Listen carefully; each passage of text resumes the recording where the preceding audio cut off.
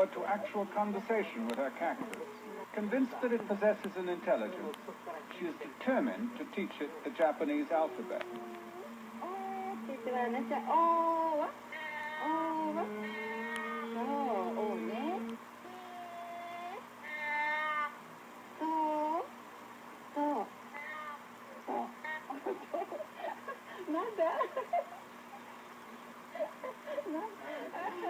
Research conducted in the Soviet Union leads scientists to believe that plants may think.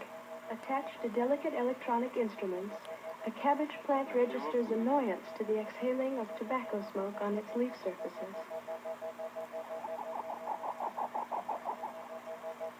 A scene familiar in any kitchen takes on special importance in this experiment. In some mysterious way, the plant which is attached to the instrument is able to feel the mutilation of its comrade.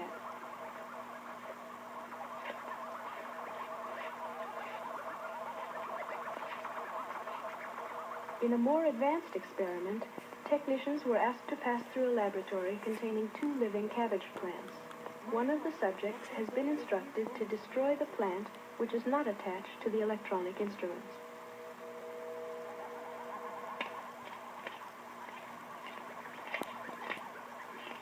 Like I said, plants are conscious. Hours later, the technicians are asked to return to the scene of the crime.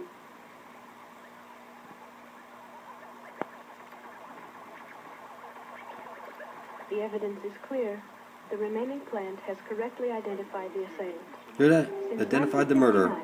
The Academy of Sciences of the Union of Soviet Socialist Republics has advanced research for the application of automation and cybernetics in plant husbandry. Connected to electronic instrumentation, these plants express their wishes directly, without the need of human guidance. In agricultural centers of the future, plants will show themselves to be fully rational beings, controlling their intake of water and nutrients, and even regulating the temperature and humidity of their environment. We're just beginning to understand the language of plants. It is a difficult and fascinating road wherein a multitude of surprises await. I started my work on plants in 1962 while I was an engineer in the aerospace industry. And at that time, it was one of our goals to develop jam-proof missile components.